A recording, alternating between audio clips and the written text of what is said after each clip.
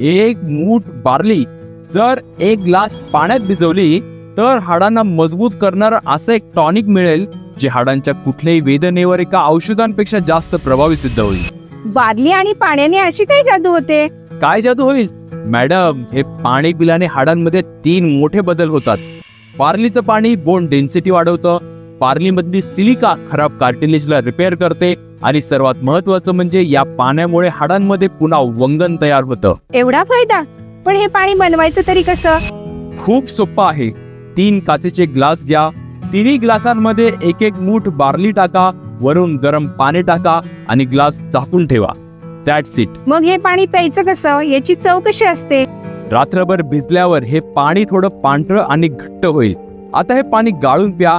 चवीला हे पाणी हलकसं गोडसर लागेल. आता 1 ग्लास पाणी सकाळी, 1 ग्लास दुपारी आणि 1 ग्लास रात्री प्या.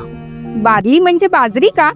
नाही, बार्ली हे एक प्राचीन भारतीय धान्य आहे, ज्याला मराठीमध्ये जव म्हणतात. सर, हा ग्लास तर मी पिणार आहे.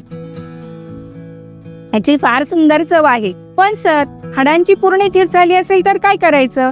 जर हाडे पूर्ण झिजली असतील तर बार्लीचं पाणी पिण्याबरोबर जीवन ऊर्जामध्ये येऊन हाडांसाठी बनलेली विशेष प्लाझ्मा चिकित्सा करा, ज्याने सांध्यांमध्ये पुन्हा नवीन प्राण भरेल. Thank you sir. थँक्यू मला नाही, पहिलं थँक्यू आयुर्वेदाला म्हणा आणि दुसरं थँक्यू हा व्हिडिओ बनवणाऱ्या जीवन ऊर्जाला म्हणा.